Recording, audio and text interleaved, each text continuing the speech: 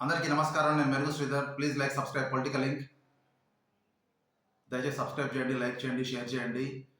కేవలం కులం పునాదుల మీద జాతిని నిర్మించలేరు, నీతిని నిర్మించలేరు అని మన బాబాసాహెబ్ అంబేద్కర్ చెప్పినట్టుగా మనకు బంగ్లాదేశ్ పరిస్థితి చూస్తుంటే రిజర్వేషన్ల అంశంతో స్టార్ట్ అయ్యి ఈరోజు ఆ దేశ పతనానికి కారణమైంది.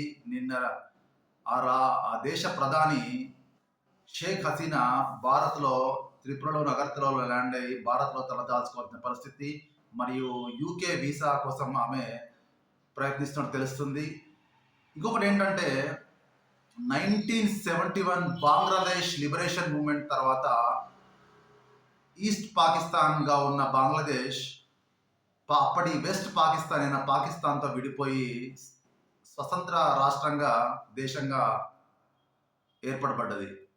ఇంకొకటి ఏంటంటే కేవలం స్వాతంత్ర సమరయోధుల కారణాన్ని ప్రభుత్వం టోటల్గా 30% రిజర్వేషన్, అంటే బంగ్లాదేశ్ దేశంలో 56% రిజర్వేషన్ అమలవుతుంది. కానీ ఆ 30% రిజర్వేషన్ వల్ల చాలామంది విద్యార్థులు కూడా రోడ్లపైకి వచ్చి తాము మెరిట్లో సాధించలేకపోతున్నాం అని గొడవలు చేయడం జరిగింది. అక్కడికి బంగ్లాదేశ్ స్టూడెంట్ యూనియన్ కూడా దానికి పూర్తిగా మద్దతు ఇచ్చింది. ఇదంతా నానానికి ఒక ఎత్తు. కానీ రిజర్వేషన్ల అంశంలో సుప్రీంకోర్టు జోక్యం చేసుకొని దాన్ని 5%కు కుదించడం జరిగింది. అయినప్పటికీ కూడా కొన్ని రోజులు స్తబ్దుగా ఉన్న బంగ్లాదేశ్ మళ్ళీ ఒక్కసారి ఉలికిపడ్డది. ఎందుకంటే దీని వెనుక విదేశీ శక్తుల కుట్ర ఉంది, ముఖ్యంగా డీప్ స్టేట్లో భాగము.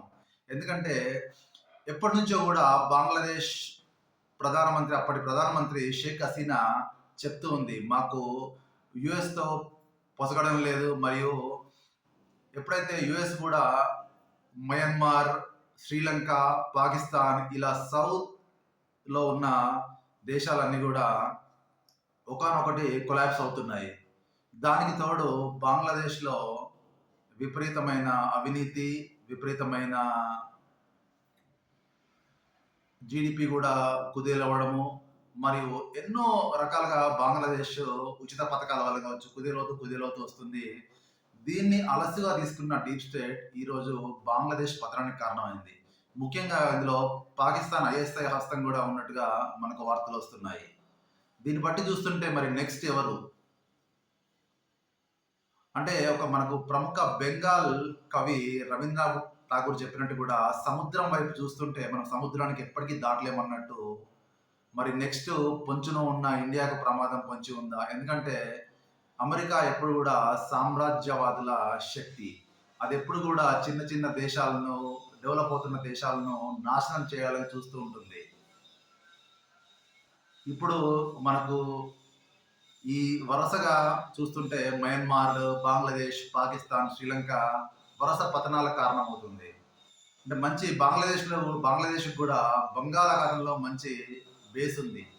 అది కూడా యుఎస్ కలిసి వచ్చే అంశము. కాబట్టి అక్కడ ఉన్న Bangladesh National Party, Jamaat-e Islamic Party వీళ్ళందరితో కలిసి అక్కడ కుట్రకు తెరదీసినట్టుగా మనకు కొన్ని వార్తలు వినపడుతున్నాయి.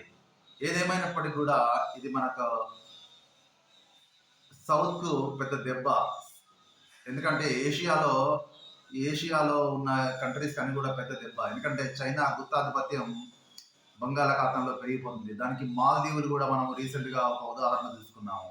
మాల్దీవులో కూడా అప్పుడు మొయిజ్ను ఎంకరేజ్ చేస్తూ భారత్పై వ్యతిరేక కుట్రలు పన్నుతూ చైనా వచ్చింది. ఏది ఏమైనప్పటికీ కూడా అగ్రరాజ్య పెత్తనాలు అనేది కూడా మన భారత్కు కొంచెం ఉన్న ముప్పుగా కనబడుతుంది. ధన్యవాదాలు. Please like, subscribe political